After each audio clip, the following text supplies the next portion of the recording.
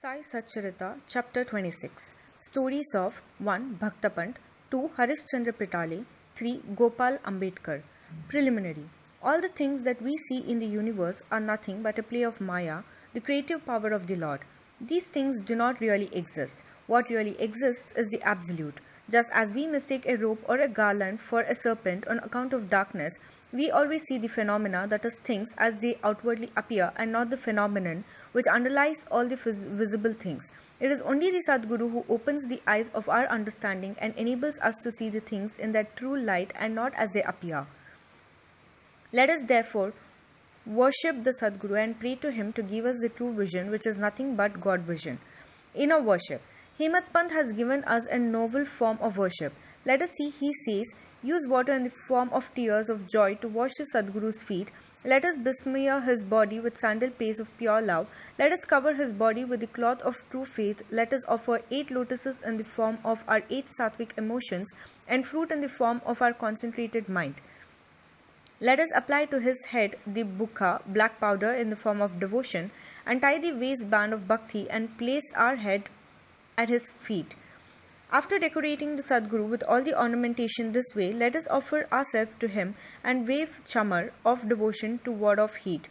After such blissful worship, let us pray thus. Turn our mind inward, give us discrimination between the unreal and the real and non-attachment for all the worldly things, and thus enable us to get self-realization. We surrender ourselves, body and soul, body consciousness and ego to you. Make our eyes yours so that we should never feel displeasure and pain. Control our body and mind, and as you wish, let our mind rest at your feet. Now let us turn to the stories of this chapter. Bhaktapant. Once it so happened that a devotee by name Pant, a disciple of another guru, had the good fortune of visiting Shirdi. He had no mind to go to Shirdi, but man proposes one way and God disposes the other. He was travelling in a BB&CI railway train. There he met many friends bound for Shirdi. They all asked him to accompany them and he could not say no. They alighted at Mumbai while Pant got down at Virar. There he took the permission of his guru for the Shirdi trip and after arranging for the expenses, left with the party for Shirdi. They all reached there in the morning and went to the masjid at about 11 am. On seeing the concourse of the devotees assembled for Baba's worship, they were all pleased, but Pant suddenly got a fit and fell senseless. They were all frightened, still they tried their best to revive their senses. With Baba's grace, after sprinkling water over his head, he regained his consciousness and sat upright as if he was just awakened from sleep. The omniscient Baba, knowing that he was a disciple of another guru, assured him and confirmed his faith in his own guru by addressing him as follows. Come what may, leave not, but stick to your own bolster, support, that is Guru, and ever remain steady with him. Pant at once knew the significance of this remark, and thus he was reminded of his Guru. This kindness of Baba he never forgot in his life. Harishchandra Pitale. There was a gentleman by name Harishchandra Pitale in Mumbai. He had a son who suffered from epilepsy. He tried many allopathic and Ayurvedic physicians, but there was no cure. There remained only one way of remedy, that is resorting to the saints. It has been stated in the chapter 15 that Das Ganu, by his inimitable and splendid kirtans, spread the fame of Sai Baba in the Mumbai presidency. Mr. Pitale heard some of these kirtans in 1910 and learned from the kirtans and others that Baba, with his touch and mere glance, cured many incurable diseases.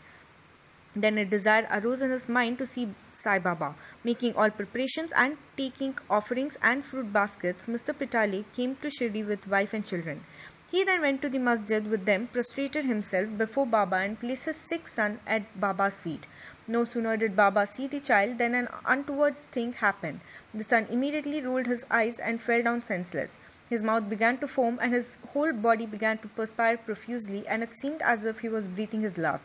Seeing this, the parents became very nervous and upset. The boy used to get such fits very often, but this fit seemed to persist longer. Tears began to flow ceaselessly from the mother's eyes, and she began to wail that her condition was like that of a person who, being afraid of the robbers, ran into a house which collapsed on him, or like a cow fearing a tiger ran into the hands of a butcher, or like a traveller who, being tormented by the heat of the sun, went to take refuge under a tree which fell upon him, or like a devout person going for worship into a temple which collapsed upon him.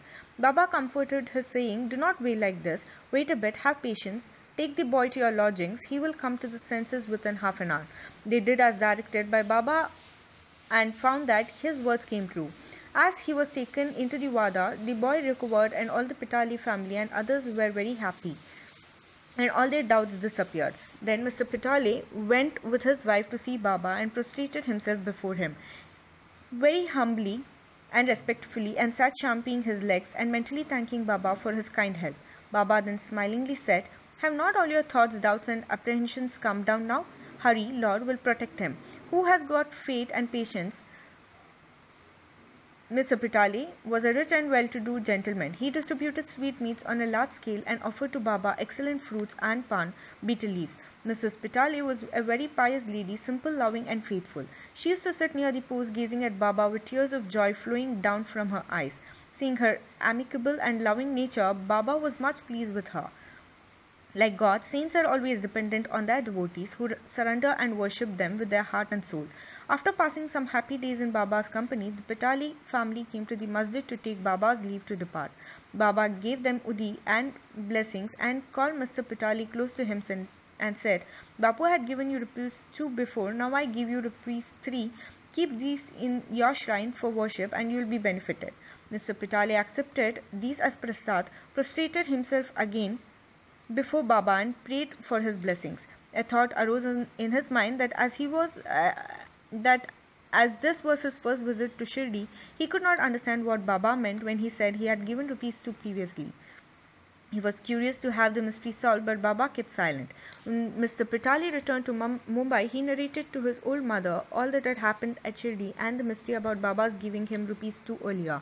The mother also did not understand the mystery, but thinking seriously about this, she was reminded of an old incident which solved the mystery. She said to her son, "As you now went to Sai Baba with your son, so had your father done when he took you to Akalkot for the darshan of the Maharaj there many years ago. The Maharaj was also a Siddha, perfect yogi, omniscient and gracious. Your father was devout and his worship was accepted. He then gave your father rupees 2 for being kept in the shrine and worshipped. Your father worshipped them till his death, but thereafter the worship was neglected and the rupees were lost. After some years, the memory of these 2 rupees also disappeared, and now you are very fortunate. The Akalkot Maharaj has appeared to you in the form of Sai Baba, just to remind you of your duties and worship to ward off all dangers. Now beware henceforth, leave all doubts and bad thoughts, follow your ancestors and go on worshipping the family gods and rupees, and take pride in the blessing of the saints. Sai Samartha has kindly revived the spirit of bhakti in you. Cultivate it to your benefit." Hearing the remarks of the mother, Mr. Pitali was very much delighted. He came to know and was convinced about the all-pervasiveness of Baba and the significance of his darshan. Then onwards, he became very careful about his conduct. Mr. Ambedkar. Mr. Gopal Narayan Ambedkar of Pune was a devotee of Baba. He served for 10 years in the Abkari department in the Thana district and in Java state, from where he had to retire. He tried to get some other job, but he did not succeed. He was overtaken by other calamities and his condition grew from bad to worse. He passed 7 years in this condition, visiting Shirdi every year and placing his grievance before Baba. In 1916, his plight became worse and he decided to commit suicide in Shirdi.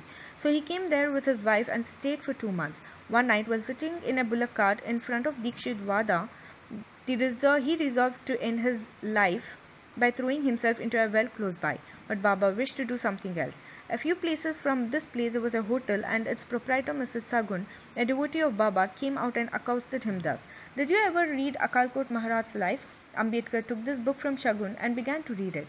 Casually, or we may say providentially, he came across a story which was to this effect: during the lifetime of Akalkot Maharaj, a certain devotee suffered very much from an incurable disease, and when he could no longer endure the agony and pain, he became desperate, and in order to end his miseries, threw himself one night into a well. Immediately the Maharaj came there and took him out with his own hands and advised him thus: "You must bear the fruit, good or bad, of your past actions. If it is incomplete, suicide won't help you. You have to take another birth and suffer again. So instead of killing yourself, why not suffer for some time and finish up the fruit of your past deeds and be done with it once and for all?" Reading this appropriate and timely story, Ambedkar was much surprised and moved. Had he not got Baba's hint through the story, he would have been no more. On seeing Baba's all-pervasiveness and benevolence, his faith in him was confirmed, and he became a staunch devotee. His father was a devotee of Akalkot Maharaj, and Sai Baba wanted him to walk in his father's footsteps and continue his devotion to him. He then got Sai Baba's blessings and his prospects began to improve. He studied astrology and gained proficiency in it, and thereby improved his lot. He was able to earn sufficient money and pass his later life in ease and comfort. Bow to Sri Sai, peace be to all. Sai Satcharita.